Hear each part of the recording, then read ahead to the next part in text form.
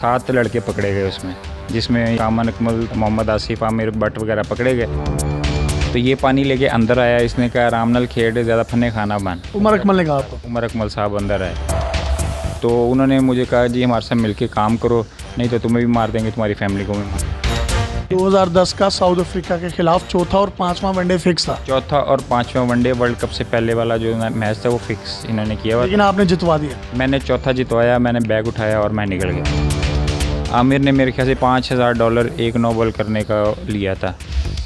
World cup के match में वो उन्होंने ग्लव्स चेंज किए थे, उसके बाद जो है वो पूरा मैच जो है वो चेंज हो गया और आउट हो गए वो।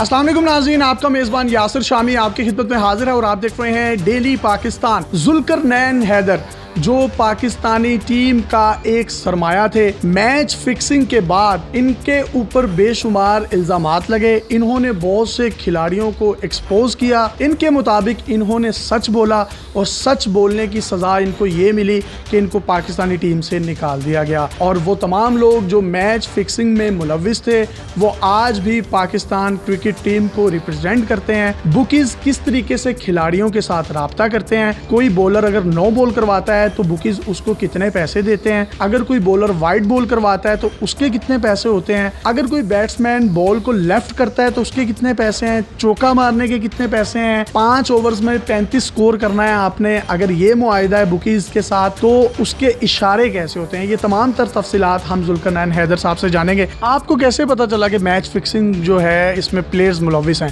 पहला इशारा कैसे मिला? मैंने 88 किया, वर्ल्ड रिकॉर्ड किया पहले मैच में। पहले में सिर्फ मेरी अपनी कोशिश थी, बाकी अल्लाह ताला ने उसमें बरकत डाली। तो जिसकी जगह मैं गया था वो एक जो है वो लॉबी का बहुत स्ट्रॉन्ग बंदा था, कामन अकमल। उस वक्त 8 बंदों की लॉबी थी एक पंजाब की। मैनेजर थे वो यावर सईद साहब, उन्होंने मुझे रूम में बुलाया और उन्होंने मुझे कहा कि हम आपको वापस भेज रहे हैं, आपको इंजरी हो गई है। माइनर सी इंजरी थी क्योंकि हेयरलाइन फ्रैक्चर होते हैं, कीपर्स को बॉलें लगती रहती हैं। 3-4 सीनियर्स थे उस वक्त टीम में, उन्होंने कहा कि जुल्करनैन हैदर को गलत भेजा गया है, उसने वर्ल्ड रिकॉर्ड भी किया इसी इंजरी से। यानी आपको ये कहा गया कि अगर मीडिया या कोई दूसरा इदारा आपसे पूछता है तो आपने यही कहना है मुझे इंजरी है। इनफैक्ट आपको इंजरी नहीं थी। मुझे झूठ बोलने की आदत थी, माइनर सी इंजरी थी।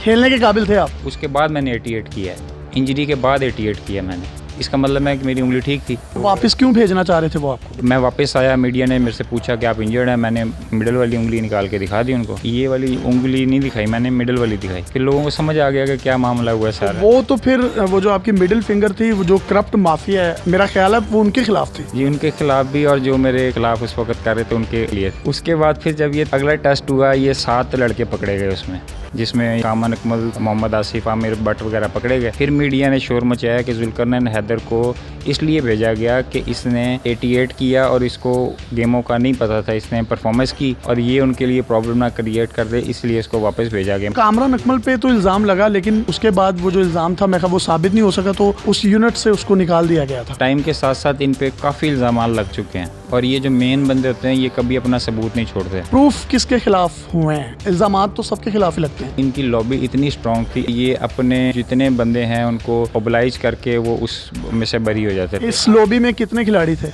इस लॉबी में 8 खिलाड़ी थे। कौन कौन से? ये लॉबी थी सलमान भट्ट, आसिफ, आमिर, कामन अकमल, उमर अमीन, वहाब रियाज, शेख मलिक भी इन्हीं लॉबी में था, पंजाब की लॉबी में। यानी ये पंजाब, सूबा पंजाब के खिलाड़ी थे सारे, इनकी अपनी लॉबी थी? इनकी अपनी लॉबी थी। उसका एक और सबूत आपको मैं देना चाहता हूँ कि शाहिद अफरीदी की अपनी लॉबी थी, मोहम्मद यूसुफ ने अपनी लॉबी बनाई हुई थी, उससे पहले यूनुस खान ने अपनी लॉबी बनाई थी। 3-4 लॉबियाँ थी उस वक्त। शाहिद अफरीदी साहब की लॉबी कौन सी थी? उसमें ये उमर गुल आ जाता था। यानी कि जो KPK के खिलाड़ी हैं वो KPK के, जो पंजाब के हैं, जो सिंध के हैं, जो बलूचिस्तान के हैं, अलग-अलग। हाँ, एक लॉबी में जब मैं जाता था किसी उनके साथ खाना खाने तो दूसरी लॉबी नाराज़ हो जाती थी, दूसरे के साथ जाता था तीसरी नाराज़ हो जाती थी, तीसरे के साथ चौथी नाराज़ हो जाती थी। तो ये टीम अपने साथ फिर पाकिस्तान क्यों लिखवाती है? ये मतलब जब आप पाकिस्तान को रिप्रेजेंट करें तो पाकिस्तानी बनकर खेलें। आप KPK, पंजाब, सिंध या बलूची? मैं तो सिर पकड़ लेता था आके कि ये हो क्या रहा है, क्या आप क्रिकेट खेलने गए हो या सियासत करने गए हो। ये पार्लियामेंट में उस वक्त बात उठी कि भाई पाकिस्तानी टीम में पार्लियामेंट से ज़्यादा सियासत है। जब आपने एक बड़ा स्कोर किया तो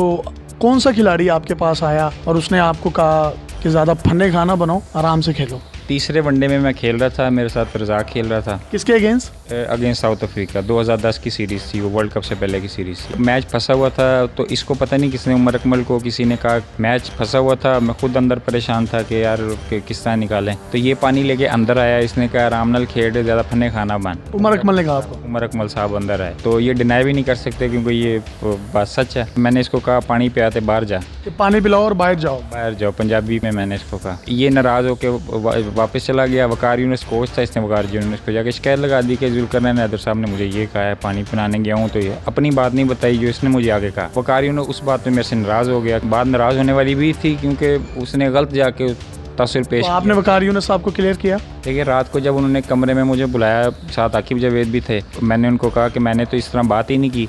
इसने पहले मुझे ये बात की, मैंने उसके वर्टल में मैंने ये कहा कि जी आप ये पानी पे आते वापस जा, तो उनको बात समझ आ गई कि ये उमर अकमल साहब, क्योंकि इनका एटीट्यूड भी ऐसी है। चौथे वनडे से पहले 2 बंदे मुझे ग्रैंड हयात होटल में मिलते हैं, दुबई में मिले आपको? दुबई में। तो उन्होंने मुझे कहा जी हमारे साथ मिलके काम करो, नहीं तो तुम्हें भी मार देंगे, तुम्हारी फैमिली को भी मार। बुकीज थे वो? बुकीज थे, लाजमी बात है, ये ऑफर बुकीज ही करेंगे ना। जब उन्होंने आपको और आपकी फैमिली को जान से मारने की धमकी दी, फिर आपने सोचा कि क्रिकेट को खैराबाद कह दिया जाए? नहीं, उस वक्त तो मेरा ज़हन सुन हो गया। फिर मैंने ग्रैंड हयात में जाके खाना शाना खाया, फिर मैं अपने रूम में चला गया। फिर एक पाकिस्तान का क्रिकेटर था, वो उसी वक्त टेस्ट खेलने आया था, उनसे जाके मैंने मशवरा किया यार इस तरह प्रॉब्लम। नाम बताना पसंद करेंगे? नाम नहीं, क्योंकि बस चलें बता दें, इतने राजों से पर्दा उठा दिया। तो देखिए, उस वक्त तौफीक उमर जो था ना, वो टेस्ट टीम में आया था। आपने उससे मशवरा किया? मशवरा किया यार कि इस तरह वकार यूनुस ने मुझे ये कहा है, उमर अकमल ने ये कहा है, बंदे मिले मुझे धमकियाँ दे रहे हैं। कहते यार कुछ नहीं होता, मुझे भी मिलती रही हैं, कोई ऐसा मसला नहीं है। यानी कि उसको भी मिल रही थी लेकिन उसने आपकी तरह डिस्क्लोज नहीं किया? हाँ, उसने डिस्क्लोज नहीं किया क्योंकि वो शायद ज़्यादा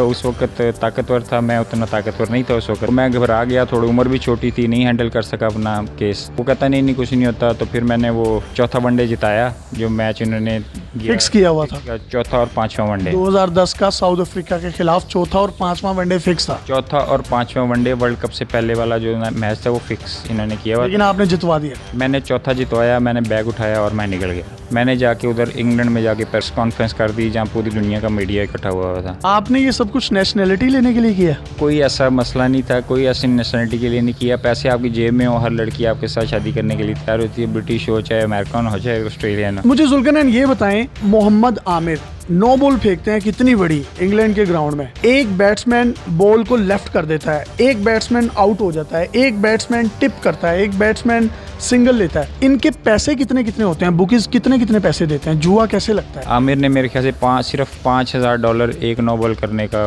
लिया था। $5,000? $5,000 अगर आप 8-9 बॉलें एक टेस्ट में करें तो आराम से 40,000 पाउंड जो है वो आपकी जेब में आते हैं। अगर कोई बॉलर वाइड बॉल करवाता है तो उसके पैसे कितने होते हैं? वसीम अकरम साहब अक्सर पहला बॉल जो है वो वाइड किया करते थे। उस वक्त तो इतना रेट नहीं था, लेकिन रेटों का तो हमें पता होता क्योंकि हम मार्केट में सर्कल में रहते हैं। तो एक पूरा मैच फिक्स करने का उस वक्त जो था वो 4 करोड़ रुपया जो था वो पाकिस्तानी मिला करता था। और 1-2 बुकीज से मैं दुबई में भी मिला, तो मैंने उनसे पूछा यार क्या किस तरह होता है, तो कहते यार 2010 में जो था ना 4 करोड़ रुपया जो था वो उस वक्त रेट था। अब तकरीबन पाकिस्तानी 10 करोड़ रुपया रेट है अच्छे मैच का। अगर पाकिस्तान इंडिया या कोई फाइनल मैच हो या इस तरह का कोई अच्छा मैच हो, उसमें 10 करोड़ रुपया पाकिस्तानी हो। एक बुकी ने खिलाड़ी पर करोड़ों रुपए लगा दिए, अब उसको कैसे पता चलता है कि जो मैंने करोड़ों रुपए लगा दिए हैं अब ये मैच हारेंगे या जीतेंगे? तो उसका जो इशारा होता है वो खिलाड़ी कैसे देता है? उसमें ये पहले सेटिंग होती है सारी, और बहुत से इशारे भी होते हैं, जैसे फैंसियाँ जो खेली जाती हैं, जैसे अंडर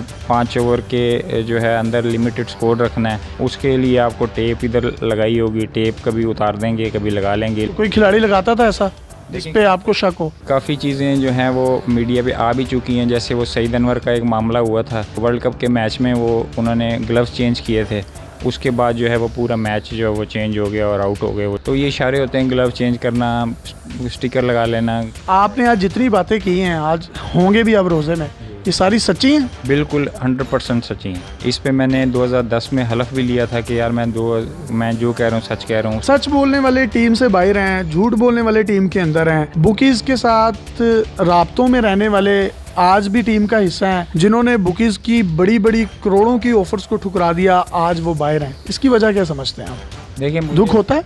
देखिए दुख तो होता है जब ज़्यादा हार्ड टाइम आ जाता है, अल्लाह कहीं ना कहीं मेरे वसीला लगाता रहता है, क्योंकि अल्लाह रिस्क देने वाला है। जिन लोगों ने पाकिस्तान का नाम डुबोया है उनको सजाएं मिलनी चाहिए। क्या वो हकदार हैं? मोहम्मद आमिर, मोहम्मद आसिफ या बाकी जितने भी क्रिकेटर्स हैं, क्या उनको दोबारा मौका मिलना चाहिए था? जिसने किया था ना, उसको किसी को भी नहीं वापस लाना चाहिए था, क्योंकि मैंने उस वक्त भी कहा था कि हमारे पास इतना टैलेंट है कि उसको दोबारा जो है वो आप उनकी जगह आप रिप्लेस कर सकते हैं। अगर आपने इनको सबको खिलाया था तो फिर बाकी जो लड़के थे उनको भी खिलाते। मोहम्मद आमिर को इतनी स्ट्रगल के बाद, इतनी सपोर्ट के बाद दोबारा टीम में शामिल किया गया और उन्होंने अब टेस्ट मैच से रिटायरमेंट ले ली है, तो पाकिस्तान को तो कुछ सर्व नहीं कर रहे। इस बारे में क्या कहेंगे? मोहम्मद आमिर के पीछे सपोर्ट थी जो शेख शकील था उस वक्त नजम सेठी के साथ, उसकी यस थी क्योंकि वो उनकी लॉबी का बंदा था, तो शेख शकील वापस ले गया। अगर वो शेख शकील ना होता, मैं आपको गारंटी से कह सकता हूँ कि मोहम्मद आमिर भी वापस ना आता। जितने भी आपके साथ मामलात हुए, तो आपने इसकी शिकायत बोर्ड को, चेयरमैन पीसीबी को, बाकी ऑफिशियल्स को की, तो उनका क्या रिस्पॉन्स था? तो सारा कुछ मैंने उनको बताया था कि इस तरह उमर अकमल ने कि ये कहा, फिर ये भाई इस तरह करते हैं, बाकी लड़कों ने क्या रिस्पॉन्स दिया उन्होंने? लेकिन उस वक्त सिर्फ हल्की फुल्की इंक्वायरी हुई, मुझे भी ऊपर से मुझे 5 लाख फाइन कर दिया उन्होंने। यानी कि जिसने कंप्लेंट की है उसी को ही फाइन कर दिया? नहीं, वो तो चलो, वो तो डिसिप्लिनरी एक्शन हुआ, उसको मैं हकदार भी था क्योंकि मैंने किसी को बताया नहीं। बाकी चीज़ों का मुझे सारा क्लियर हो गया।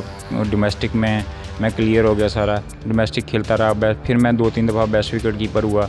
फिर वो मोइन खान साहब सिलेक्टर थे उस वक्त, वो आपको पता है ऑस्ट्रेलिया में जुआ खेलते हुए पकड़े गए, फिर उनको सिलेक्शन कमेटी से हटा दिया गया। मोइन खान साहब ने किसके साथ जुआ खेला था? देखिए, मोइन खान ये एक सारा मोइन खान, इंजमाम, वसीम अकरम, जस्टिस कयूम की आप रिपोर्ट निकालें जो जुए में सारी उस वक्त उन्होंने कहा था इन किसी को जो है वो ओहदा नहीं देना अपने क्रिकेट बोर्ड में। आप निकाल के देख लें, अभी भी जो है वो मोइन खान कोयटा ग्लैडिएटर के कोच हैं, वसीम अकरम कराची के कोच हैं, मुश्ताक अहमद जो है वो मुल्तान के कोच हैं। तो आप अगर बेहतरी की तरफ आपने लेके जाना है तो इस तरह तो क्रिकेट सही नहीं हो सकती। उन्हीं दिनों में मोहम्मद आसिफ और वीना मलिक साहिबा का एक स्कैंडल आया जिसमें वीना मलिक साहिबा ने कुछ इंकशाफात किए थे। मैं वो आपकी ज़ुबानी सुनना चाह रहा हूँ, हमारी ऑडियंस को बता दें। जब ये स्कैंडल हुआ, इनमें आपस में थोड़ा क्लैशमेंट हुआ, तो उसने ये कहा था कि 2010 तक जितनी सीरीज़ हैं वो सारी फ़िक्स हैं, वर्ल्ड कप भी जो है वो भी फ़िक्स है। और वीना मलिक ने कहा था कि ये जो मोहम्मद आसिम है ये बैंकॉक जाता है किसी बुकी को मिलने, वहाँ से ये पैसे लेता है, उसके बाद ये पाकिस्तान वापस आता है। और वीना मलिक साहबा की जो है वो सारी बातें भी सच्ची साबित हुई, उन्होंने जो इंकशाफात किए। बहुत शुक्रिया। जुल्करनैन हैदर साहब हमारे साथ मौजूद थे। पाकिस्तान के लिए आलमी रिकॉर्ड कायम करके पाकिस्तान का सर फ़ख्र से बुलंद किया। पहले टेस्ट मैच में 88 एज ए विकेट कीपर इन्होंने बनाए और एडम गिलक्रिस्ट का रिकॉर्ड जो कि 16 साल से चलता आ रहा था उसको भी तोड़ा। सच बोलने का और किसी के ख़िलाफ़ कंप्लेन करने का जो इनको सिला मिला वो टीम से इनको बाहर निकालने की सूरत में मिला। ये कितना सच कह रहे हैं, ये कितना झूठ कह रहे हैं, इसका फ़ैसला वक्त ने भी किया। आप लोग इसका फ़ैसला करें। वो तमाम खिलाड़ी जो भी करप्शन में मुलविस हैं, जो भी मुल्क पाकिस्तान का नाम बदनाम करते हैं, इनकी बात से मैं 100% एग्री करता हूं कि उनको दोबारा मौका नहीं मिलना चाहिए। अपने मेज़बान यासिर शामी को इजाज़त दीजिए। जुल्करनैन हैदर साहब के मज़ीद इंकशाफात लेकर आपकी खिदमत में हाजिर होते रहेंगे। अल्लाह हाफ़िज़।